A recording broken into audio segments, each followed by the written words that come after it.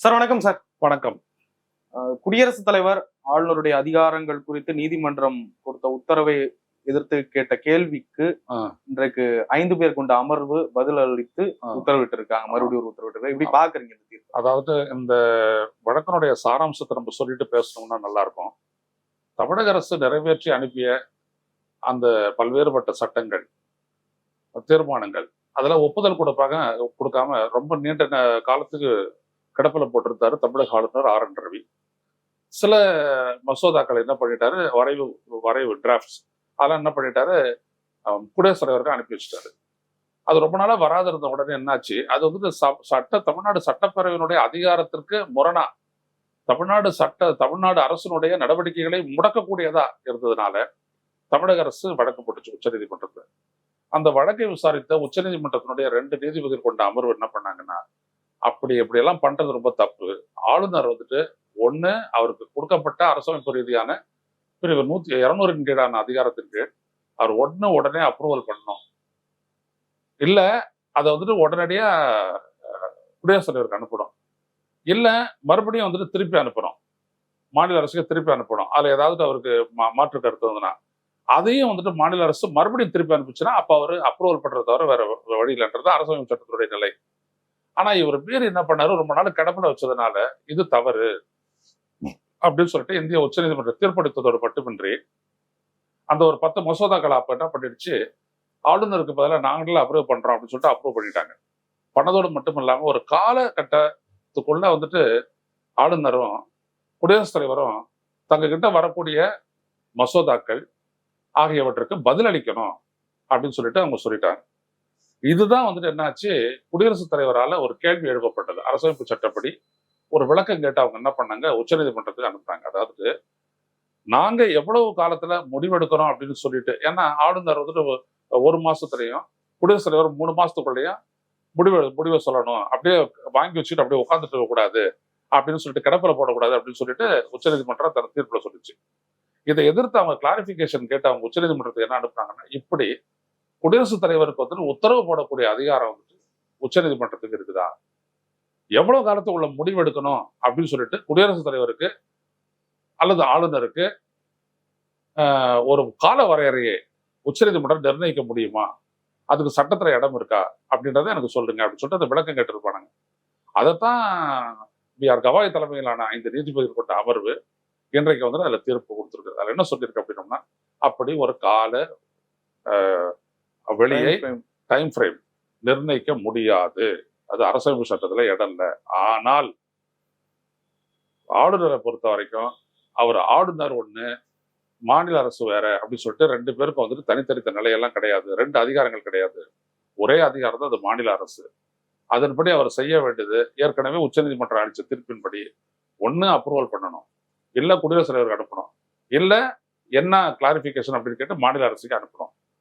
அதை அவர் வந்துட்டு காலதாமதமின்றி செய்யணும் அப்படின்னு சொல்லிட்டு அதை உறுதிப்படுத்திட்டு, குடியரசுத் தலைவரை பொறுத்த வரைக்கும் என்ன சொல்லிடுச்சு அப்படின்னோம்னா, காலகட்டத்துல கால வரையறையை நிர்ணயிக்க முடியாது, லிமிடேஷனை நிர்ணயிக்க முடியாதுன்னு சொல்லிட்டு, ஆனால் ஒண்ணு டிலே ஆகுது, கால வரையறையை தாண்டி போகுது, ரொம்ப நாள் ஆகுது அப்படின்னோம்னா அது தொடர்பா விளக்கம் கேட்டு உச்சநீதிமன்றத்துக்கு வரலாம் அப்படின்னு சொல்லியிருக்கு. சோ முழுமையா நம்ம இதை பார்த்தோம் அப்படின்னோம்னா இதுல ஒரு முக்கியமான ஒரு விடயம் தெரியுது. அது என்னன்னா, தங்களுக்கு அனுப்பப்பட்ட தீர்மானமோ இல்ல ஒரு சட்ட வரைவையோ ஆளுநரோ அல்லது குடியரசுத் தலைவரோ கால வரையறையின்றி அவங்க அப்படியே வச்சுட்டு இருக்கலாம், அதை யாரும் கேள்வி கேட்க முடியாது அப்படின்னு இல்லை. உச்சநீதிமன்றம் நேரத்தை தான் இவ்வளவு காலத்துக்குள்ள நீ முடிவு எடுக்கலாம் அப்படின்றதான் சொல்ல முடியாதே தவிர, அது நிச்சயமாக அது நீண்ட காலம் நீங்க வச்சுட்டு இருந்தீங்கன்னா அதை பரிசீலனைக்கு, சட்ட ரீதியான பரிசீலனைக்கு உட்படுத்த முடியும் அப்படின்னு சொல்லியிருக்கு. இந்த தீர்ப்பு யாருக்கு சாதகத்தையும் யாருக்கு பாதகத்தையும் கொடுத்தது? யாருக்கும் சாதகம் பாதகம் எல்லாம் கிடையாது, பேலன்ஸ் தான் வந்திருக்கு. தமிழக அரசு இல்ல அதெல்லாம் உங்களுக்கு பேலன்ஸ்டா வந்திருக்குது, தமிழக அரசு வந்திருக்கு, அது கிடையாது. உச்சநீதிமன்றம் சொல்லியிருக்கிறது என்ன அப்படின்னா, 5 நீதிபதிகள் கொண்ட அந்த அமர்வு என்ன சொல்லியிருக்கேன்னா, எங்களால நீங்க எவ்வளவு காலத்துல முடிவெடுங்க அப்படின்ட்டு உங்களுக்கு ஒரு டைம் ஃப்ரேமை பிக்ஸ் பண்ண முடியாது யார் குடியரசுத் தலைவருக்கு. ஆனா ஆளுநரை பொறுத்த வரைக்கும் அவர் உடனடியா தன்கிட்ட வரக்கூடிய முடிவெடுத்து செயல்படணும். இது ஒண்ணு அவருக்கு ஏற்கனவே இருக்கிற அதிகாரத்தின் முடிவு. குடியரசுத் தலைவர்கிட்ட போன ஒரு மசோதா ரொம்ப காலம் அதிகமாகி போச்சுன்னா அதை பரிசீலனைக்கு உட்படுத்தக்கூடிய அதிகாரம் எங்களுக்கு இருக்குது. ஆனா உங்களுக்கு நாங்க ஒரு காலகட்டம் உங்களுக்கு ஏன் அந்த மாதிரி அவங்க சொன்னாங்கன்னா, முன்னாள் பிரதமர் ராஜீவ் காந்தியினுடைய படுகொலை வழக்கில் வந்துட்டு மரண தண்டனை பெற்றவர்கள் தொடர்பான கருணை மனுக்கள் நீண்ட காலம் அதன் மீது முடிவெடுக்கப்படாத இருந்த நிலையில அவங்க சார்பா வழக்கு போடப்பட்ட போது உச்சநீதிமன்றம் என்ன சொல்லிச்சுன்னா, இப்படிப்பட்ட கருணை மனுக்களின் மீது முடிவெடுக்கணும். இப்படி நீண்ட காலம் நீங்க பண்றது அப்படின்றது அவங்களுடைய வாழ்வு உரிமைக்கு பறிக்கிற மாதிரி அரசு சட்ட ரீதியானது அப்படின்னு சொல்லிட்டு அவங்க என்ன பண்ணாங்க, அதே ஒரு காரணமாக்கி அவங்களுக்கு கொடுக்கப்பட்ட அந்த ஆயுள் தண்டனையை மரண தண்டனை ஆயுள் தண்டனையை குறைச்சாங்க. அப்புறம் அதுக்கப்புறம் வந்துட்டு விடுதலை செய்யலாம் அப்படின்னு சொல்லிட்டு தமிழக அரசு முடிவெடுக்க அதிகாரம் உண்டது. அடுத்தபடியா சொன்னாங்க எல்லாரும் விடுதலை ஆயிட்டாங்கன்னு வச்சுக்கோங்க. பேரறிவாளன் உட்பட முருகன், சாந்தன் என்கின்ற ஹரிகரன் உட்பட எல்லாரும் விடுதலை ஆனாங்கன்னு வச்சுக்கோங்களேன். இதுதான் ரொம்ப முக்கியமானது. இப்போ ஆளுநர் அவர்களுடைய அந்த நடவடிக்கைகள் இதன் மூலம் கட்டுக்குள் கொண்டு வரப்படுமா இந்த தீர்ப்பின் மூலம்? ஏன்னா இதுக்கு மேல முன்னால நிறைய தீர்ப்புகள் வந்துருச்சு, நிறைய முறை கண்டனம் தெரிவிச்சிட்டாங்க. இல்ல இந்த தடவை சொல்லி இருக்கிறது என்னன்னா, குடியரசுத் தலைவர் கேட்ட கேள்விக்கான கிளாரிபிகேஷன். இது எந்த இடத்துலயும் உச்ச நீதிமன்றத்தினுடைய முன்னாடி கொடுத்த தீர்ப்பு தப்பு அப்படிலாம் எதுவுமே கிடையாது. எதுவுமே கட்டுவும் படுத்தாது. எதுவும் கட்டு அவங்களுக்கு பதில் இல்லையா நீங்க நல்லா புரியும். கட்டுப்படுத்தும் அப்படின்றதெல்லாம் கிடையாது. அரசமைப்பு ரீதியான அவங்களுடைய கடமை என்ன அப்படின்றத ஏற்கனவே உச்ச நீதிமன்றம் சொல்லிச்சு. என்ன பண்ணிச்சு, ஒரு டைம் ஃப்ரேம் சொல்லிச்சு, ஒரு மாசத்துக்குள்ளன்னு சொல்லிச்சு. இப்ப வந்துட்டு அப்படிலாம் ஒண்ணுமே கிடையாது, அவர் எவ்வளவு காலம் வேணாலும் எடுத்துக்கலாம் அப்படிலாம் சொல்லல. இப்போ நீங்க உடனடியா முடிவு எடுக்கணும்னு சொல்லிட்டு நீங்க ரொம்ப டிலே ஆச்சு அப்படின்னோம்னா அப்போ சம்பந்தப்பட்ட மாநில அரசு நீதிமன்றத்தினுடைய பரிசீலனைக்கு உட்படுத்தலாம் அப்படின்னு சொல்லிட்டு, அப்ப இதே மாதிரி ஒரு தீர்ப்பை எதிர்காலத்திலையும் அளிக்கலாம். அதாவது இவங்க பாட்டுக்கு இப்படி போட்டு தூக்கி இங்க வைக்கிறது, இங்க ஒரு 2 வருஷம் வச்சிருந்து அவனத்தை கூட தலைவர் போடும் போது அப்ப ஸ்பெசிபிக்கா ஒரு கேஸ் போச்சு அப்படின்னோம்னா அப்பவும் உச்ச நீதிமன்றம் முடிவெடுக்கலாம். அதே மாதிரி நீங்க முடிவெடுக்கலைன்னா நாங்க முடிவெடுப்போம்னு சொல்லி அதை அப்ரூவ் பண்ணலாம். சட்டத்தினுடைய நிலைப்பாடு ரொம்ப சிம்பிள். அரசமைப்பு அப்படின்றது வந்துட்டு ஒரு செயல் அதிகாரத்தை தான் கொடுக்குதே ஒழிய யாருக்கும் வந்துட்டு தன்னிச்சையான ஒரு அதிகாரத்தை யாருக்குமே வழங்கல. இது இங்க எப்படி புரிந்து கொள்ளப்பட்டதுன்னா, காலவரையறை நிர்ணயிக்கப்படல, அதனால எவ்வளவு காலம் வேணாலும் வச்சுக்கலாம் அப்படின்ட்டு இந்த நாட்டில் இருக்கக்கூடிய இந்த வலதுசாரி புத்திசாலியெல்லாம் பேச ஆரம்பிச்சாங்க. அப்படிலாம் எதுவுமே கிடையாது. உங்ககிட்ட ஒண்ணு வருது அப்படின்னோம்னா you have to take a decision.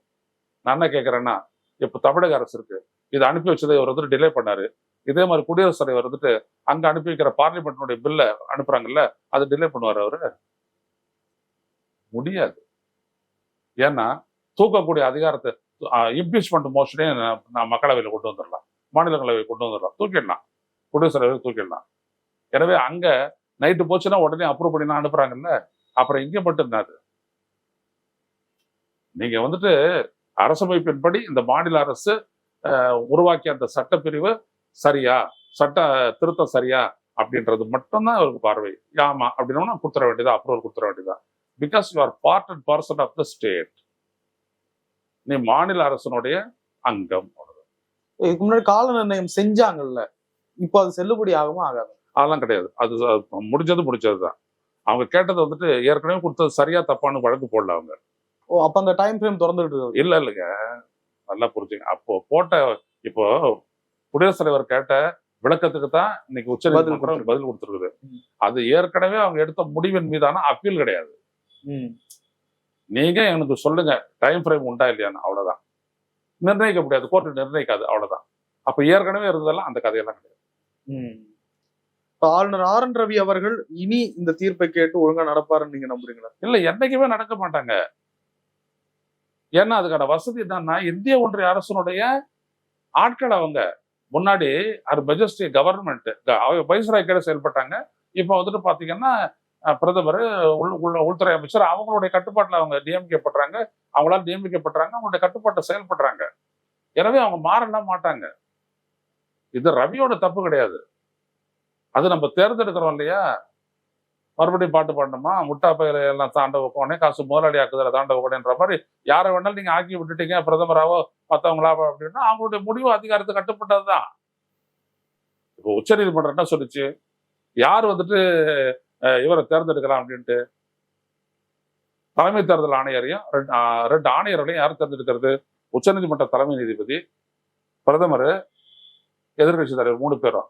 உடனே அவங்க என்ன பண்றாரு, மோடி நாடாளுமன்றத்தில் ஒரு திருத்தம் ஒன்று கொண்டு வந்துட்டு பிரதமர் எதிர்கட்சி தலைவர் இன்னொரு கேபினட் அமைச்சர்னு சொல்லிட்டு நீதிபதியை வெளியேற்றினாரு. அதை ஒன்றும் உச்சநீதிமன்றம் மாத்தலையா? ஏன்? சட்டம் இயற்றக்கூடிய அதிகாரம் பார்லிமெண்ட்டுக்கு போயிடுச்சு, அவ்வளவுதான், முடிஞ்சு போச்சு. அவங்க தலையிட்ட பட்ட கருதி பாரு. அந்த மாதிரிதான் இதுவும். நீங்க கேட்டீங்க, ஆமா உங்களுக்கு டைம் ஃப்ரேம் ஃபிக்ஸ் பண்ண முடியாது. ஆனா அப்போ வந்துட்டு அப்ரூவ் பண்ணாங்களே, அது அப்ரூவ் பண்ணதுதான்.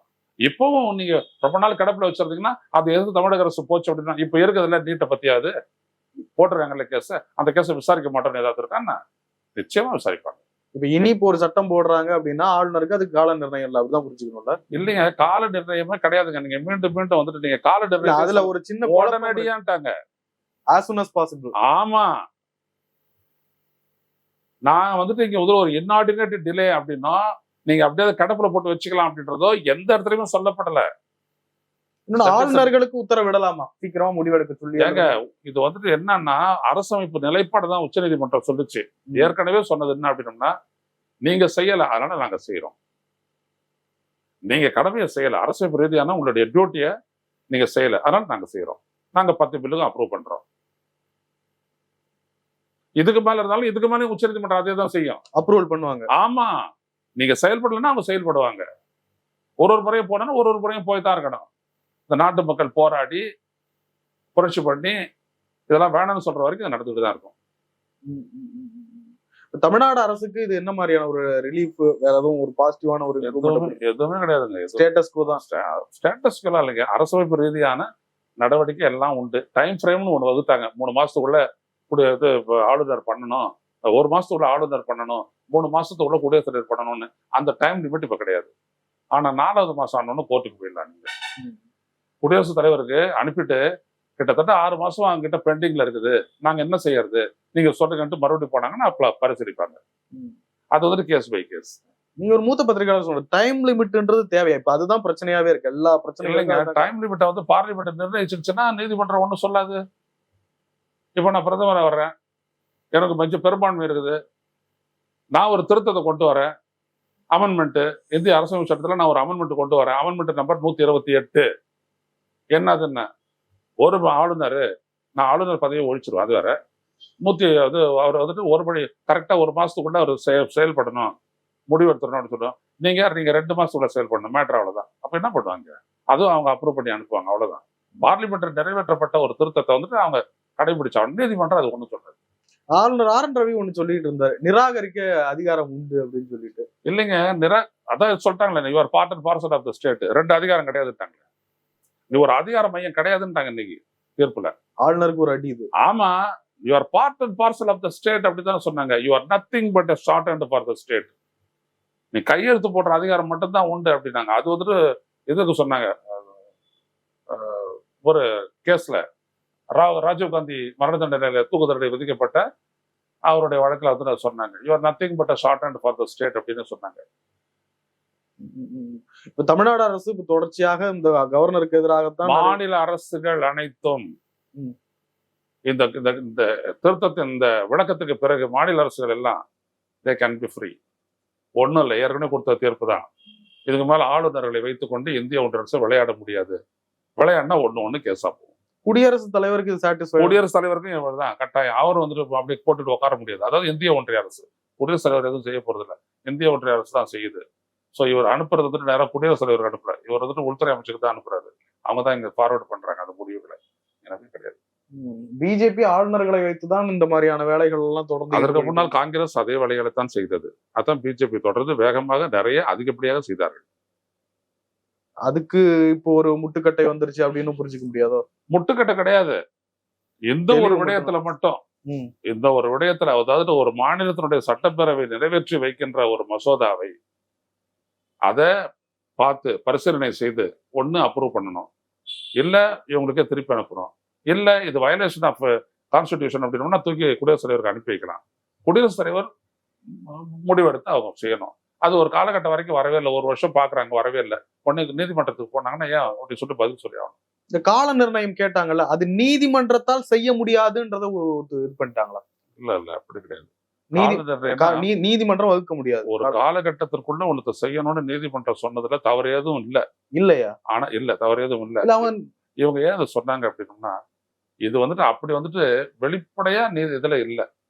ஒரு நீங்க வந்துட்டு டிலே பண்ணலாம், இல்லாட்டி உடனே சொல்லணும் அப்படின்னு எதுவுமே இல்லை கான்ஸ்டிடியூஷன்ல. ஓகே. அந்த இடத்துல அவங்களுடைய இது வந்துட்டு உத்தரவிட முடியாதுன்னு.